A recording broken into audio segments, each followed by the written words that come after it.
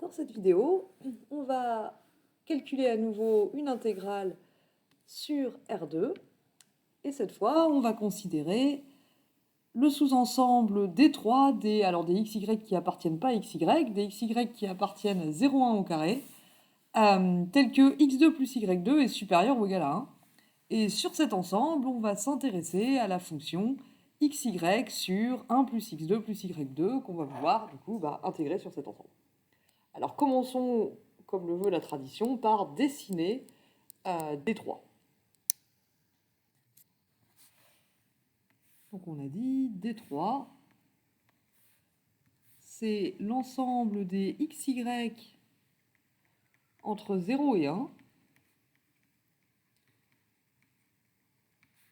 tel que x2 plus y2 est plus grand que 1. Donc x2 plus y2 inférieur ou égal à 1, on l'a vu souvent, c'est l'intérieur du disque unité. Ici, on regarde au contraire les xy tels que x2 plus y2 est supérieur ou égal à 1. Qu'est-ce que ça nous donne? Donc on est sur 0,1 croix 0,1.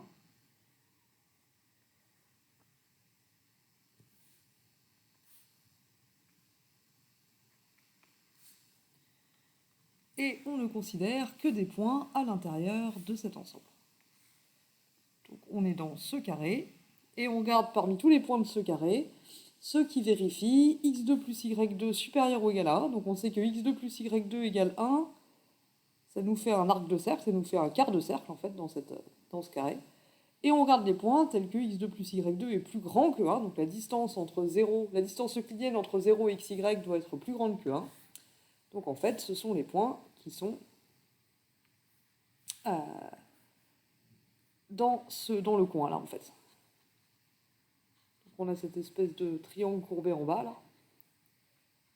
là. Et c'est lui D3 du coup. Ça, c'est notre ensemble D3 que je suis en train de colorier maladroitement en orange. Très bien. Voilà. D3. Donc du coup, xy appartient à D3, ça veut dire que pour pouvoir écrire des intégrales doubles proprement, comme on a fait les deux dernières fois, on va essayer de séparer un peu les conditions sur x et sur y. Donc on doit avoir x entre 0 et 1, y entre 0 et 1, et x2 plus y2 plus grand que 1, ça c'est la définition juste de D3. Du coup, ça revient à dire, par exemple, que y est entre 0 et que x est entre 0 et 1, par exemple. Et dans ce cas-là, y2 doit être supérieur ou égal à 1, et y est positif, donc en fait, y il doit être compris entre racine de 1 moins x2 et 1. On veut que y soit positif, plus grand que racine de 1 moins x2. y2 supérieur ou égal à 1 moins x2, ça pourrait nous dire soit que y est plus grand que racine de 1 moins x2, soit que y est plus petit que moins racine de 1 moins x2. Mais on veut que y soit positif et compris entre 0 et 1, donc on veut que y soit plus grand que racine de 1 moins x2 et plus petit que 1. Donc si on fixe un x, on veut, une fois que x est fixé entre 0 et 1, on veut regarder les points x, y avec y qui sont compris entre racine de 1 moins x2 et 1. Ou alors, on peut l'écrire dans l'autre sens, on peut se dire aussi que on veut d'abord prendre un y entre 0 et 1, et ensuite on regarde les xy avec x qui est compris entre racine de 1 moins y2 et puis 1.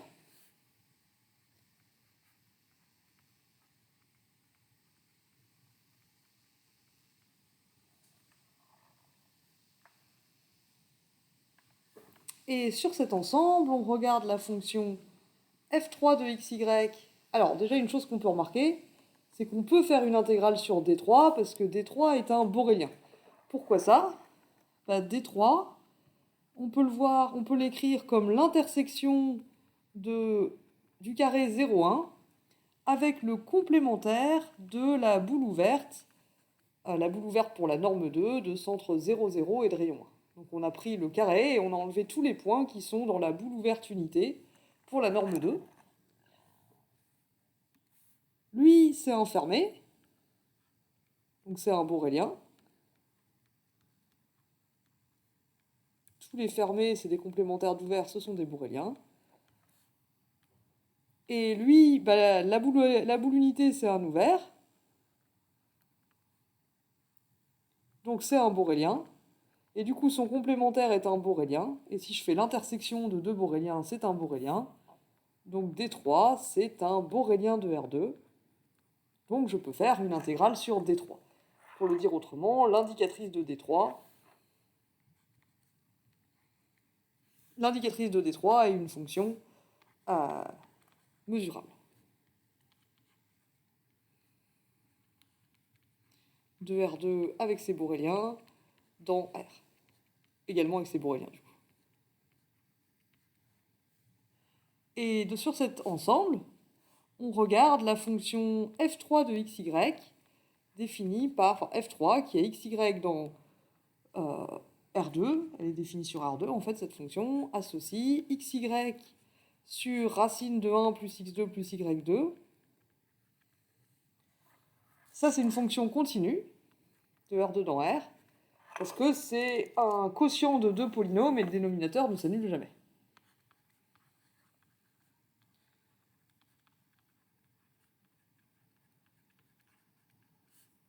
Quotient de deux polynômes dont le dénominateur ne s'annule pas. Contrairement à d'autres fractions rationnelles qu'on avait étudiées dans d'autres TD, dont le dénominateur ne s'annule pas.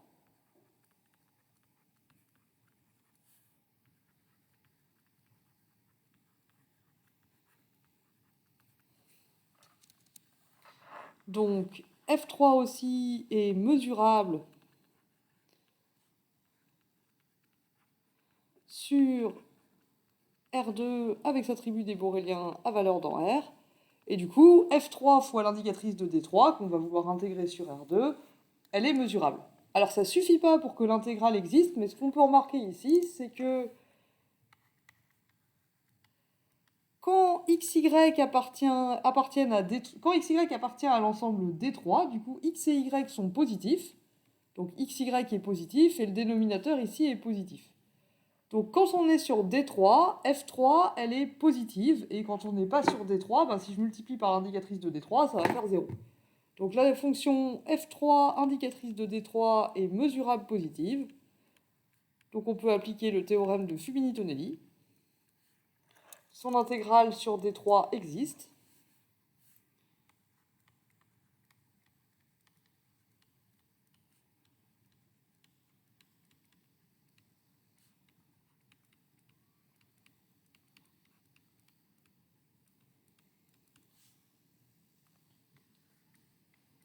Donc l'intégrale sur R2 de F3 indicatrice de D3 par rapport à la mesure produit, elle existe déjà, vu que c'est une fonction mesurable positive, et on peut la réécrire comme l'intégrale sur D3 de F3 de xy d lambda 2 de xy. Et là, je m'aperçois que j'ai fait une petite erreur. Du coup, c'était pas lambda 2 croix lambda 2 ici. Lambda 2, c'est déjà le produit des deux, donc c'est juste lambda, le lambda normal. Et ça, d'après Fubini-Tonelli, on peut la réécrire comme une double intégrale. On peut regarder, comme on a dit que xy appartient à D3 si et seulement si x appartient à 0,1, et ensuite y appartient à racine de 1 moins x2, 1. Et ben, du coup, on peut réécrire cette intégrale comme ceci. Donc, j'ai pas pris assez de place. On va dire ici que c'était d lambda de y, avec y entre racine de 1 moins x2 et 1, puis d lambda de x. Ou alors, on peut commencer, l'intégrale extérieure peut être par rapport à y. Donc on prend y entre 0 et 1, et à partir de là, x il est entre racine de 1 moins y2 et 1. Et toutes ces intégrales existent d'après le théorème de Fubini-Tonelli, puisque la fonction f3 est indicatrice de d3 et mesurable positive. Et du coup, pour calculer cette intégrale, on va plutôt choisir une de ces deux-là, qui m'ont l'air tout à fait gérables, donc par exemple celle-ci. Alors, qu'est-ce qu'on a? Plutôt que de la recopier, je vais juste la... Enfin, je vais la recopier, mais pas moi à l'ordinateur. Top, copier, coller, magique. Donc cette intégrale, qu'est-ce qu'elle me donne? Déjà, on peut remarquer que comme la fonction f3 est continue et que tous les ensembles d'intégration sont des intervalles ici, on peut utiliser le lien entre Riemann et Lebesgue, entre l'intégrale de Riemann et l'intégrale de Lebesgue, pour réécrire ça sous forme d'une intégrale double de Riemann. C'est l'intégrale entre 0 et 1, de l'intégrale entre racine de 1 moins x2 et 1 de la fonction continue xy sur 1 plus x2 plus y2. dy, dx. Alors, qu'est-ce qu'on peut en faire de celle-là? Déjà, on peut observer que, puisque j'intègre d'abord par rapport à y, dans l'intégrale intérieure, ici, l'intégrale intérieure, c'est par rapport à y, donc je peux sortir le x, qui est une constante, et ça me donnera intégrale entre 0 et 1 de x fois l'intégrale entre racine de 1 moins x2 et 1 de y sur 1 plus x2 plus y2. Alors là, je suis pas loin d'être dans une situation où j'ai u' sur u. La dérivée de cette fonction-là par rapport à y, la dérivée de 1 plus x2 plus y2 par rapport à y, c'est 2y. Donc là, j'ai quasiment la dérivée du dénominateur au numérateur. Il manque juste le 2. Et du coup, pour régler ça, on peut se dire que on multiplie et on divise par 2. Et on obtient alors u' sur u qu'on sait primitiver. On se retrouve donc avec l'intégrale entre 0 et 1 de x sur 2. Et du coup, une primitive de 2y sur 1 plus x2 plus y2, c'est ln de 1 plus x2 plus y2 pour y qui va entre racine de 1 moins x2 et 1. Alors maintenant, quand y vaut 1, on se retrouve avec ln de 1 plus x2, ln de 2 plus x2, excusez-moi.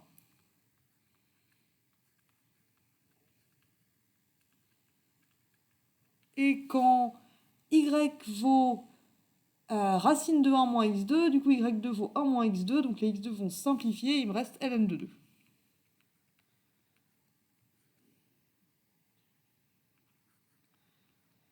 Alors là, du coup, on se retrouve avec deux intégrales. On a d'un côté l'intégrale entre 0 et 1 de x sur 2, ln de 2 plus x2, qui me donne bien envie de faire une IPP. Et de l'autre, l'intégrale entre 0 et 1 de ln de 2 sur 2x, que je devrais pouvoir calculer directement. Alors, c'est parti. Ici, du coup, on a... Si je fais une intégration par partie sur cette intégrale, je vais avoir x sur 2. Qu'est-ce que je raconte?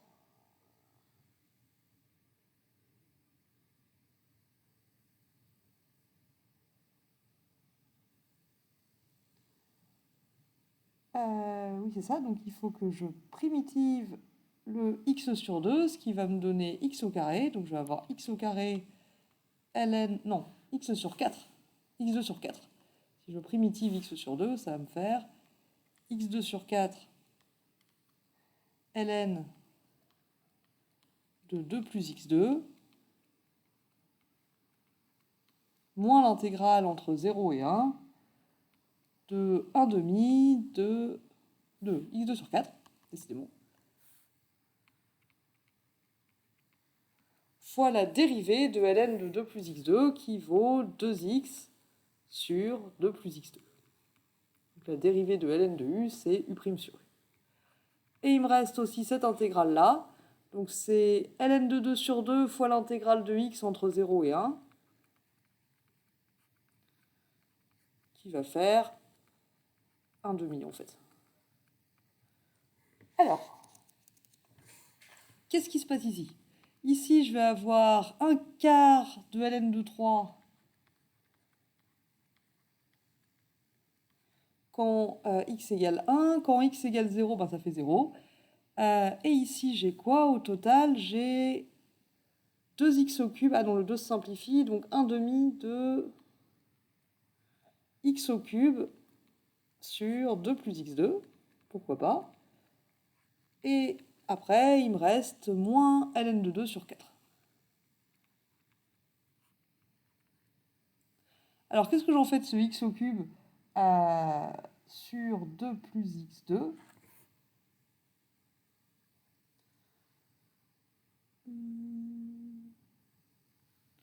On peut remarquer que x au cube sur 2 plus x2, ça me fait...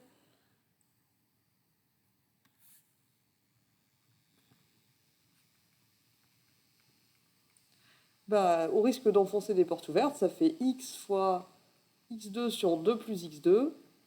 Et là, je peux faire un plus 2 moins 2. Ça me donne x facteur de 1 moins 2 sur 2 plus x2. Ce qui s'écrit x moins 2x sur 2 plus x2. Et ça, c'est pas mal, parce que 2x, c'est la dérivée de 2 plus x2. Donc c'est encore quelque chose que je vais pouvoir primitiver. Donc si je mets toutes les constantes d'un côté, j'ai 1 quart de ln de 3, moins 1 quart de ln de 2, moins 1 demi de l'intégrale entre 0 et 1, j'ai perdu un 1 en route, de x moins 2x sur 2 plus x2, si je ne me suis pas trompé. Ce qui va me faire, donc mes constantes, elles n'ont pas bougé. Et j'ai plus qu'à primitiver ce truc-là. Primitif de x, c'est x2 sur 2. Et primitif de tout ce bazar, c'est ln de 2 plus x2. Entre 0 et 1. Il me reste donc... Alors, en 0... En 1, pardon, ça me fait moins 1 quart. Moins 1 demi fois 1 demi, je veux dire que le x2 sur 2 fois le moins 1 demi, il me donne 1 quart.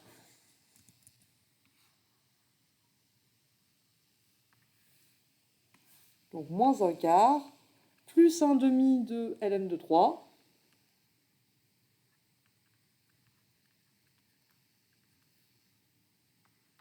En 0, ça fait 0. Et il me reste moins 1 demi de ln de 2.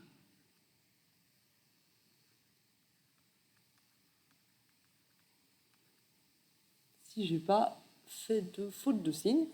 Au total, du coup, combien j'en ai des ln de 3? J'en ai 3 quarts. J'ai 3 quarts de ln de 3. J'ai des ln de 2, j'en ai moins 3 quarts.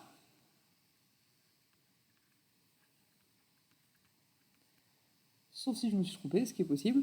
Et j'ai moins 1 quart qui se promène tout seul. Donc si j'ai pas fait de faute de fraction, ce qui est loin d'être exclu, on obtient la valeur de cette intégrale, l'intégrale de cette fraction rationnelle sur notre ensemble des 3. Et c'était notre troisième calcul d'intégrale dans cette idée. Je vous remercie de votre attention.